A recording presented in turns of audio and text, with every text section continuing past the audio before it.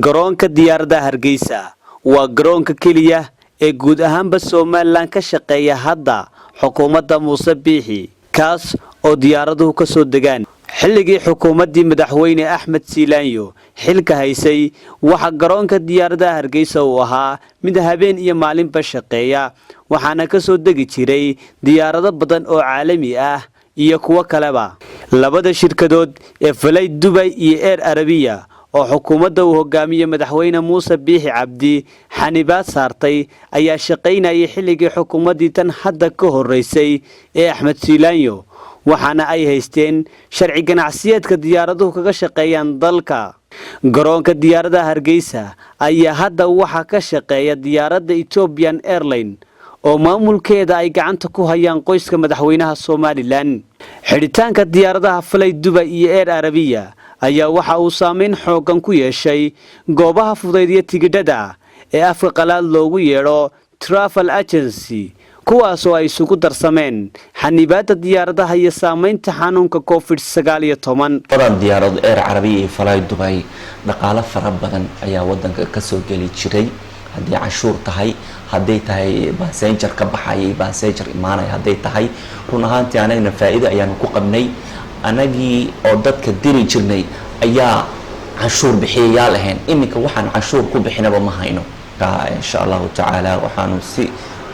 khaas ah iyo si guud ah anaga codsanaynaa ee maaragtay Somaliland in ay noo soo fasaxdo insha Allah ta'ala diyaaradahan Air Arabia iyo Flight Dubai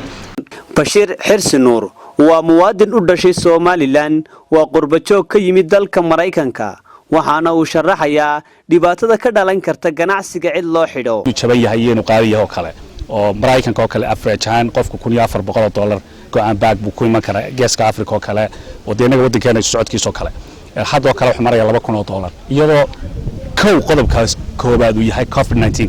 qaar kalena saameyn waa ku leeyihiin haddii one diyaarad kaliya oo kale matalo kale xilliga COVID-19 oo kale waxa soconaysay Ethiopian Airlines oo diyaarada kale ma jirin marka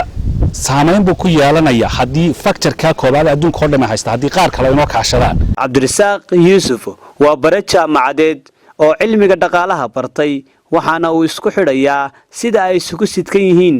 dhaqaalaha dalkan curdinka ah iyo in la dhiirigeliyo ganacsiga diyaaradaha caalamiga ah markasta diyaaradu kor u kacaan waa markasta dhaqaalaha dalkaas uu hagaago waxa mar kale inoo sii cadeynaya heshiis 1945kii ay gaadheen wadamada Canada iyo wadanka Mareykanka oo la oran jiray Canada Open Skies Agreement oo ku saabsanaa in diyaaradaha la isku furo oo markii dambe la ogaaday inay kor u kacday 5 laab dhaqaalihii labada wada diyaaraduhu runtii waxay sameeyaan shaqooyinka lagu qiyaaso 13 milyan oo shaqo marka runtii waa chance weyn diyaaraduhu oo kobciya dhaqaalaha oo waxay kor u qaada shaqo abuurka ganacsiga iyo isku xidhka adduunka waa xeerka 11aad ee dastuurka Somaliland oo kala xadeynaya ama maamulaya dhaqaalaha iyo ganacsiga dalka si loo xaqiijiyo kobcinta wax soo saarka kor u qaadida heerka nolosha abuuridda goobo shaqo iyo guud ahaanba horumarinta dhaqaalaha dalka dawladdu waxay dejinaysaa siyaasadda guud ee dhaqaalaha oo ku salaysan mabaadi'da suuqa xorta ah sidan waxa qeexaya dastuurka Jamhuuriyadda Somaliland kaasoo ku salaysan in ganacsiga dalku yahay mid xor ah oo aan cid gaar ah loo xidhi karin ayaan le Cabdullaahi Jaamac warbaahinta caalamiga SBC magaalada Burco.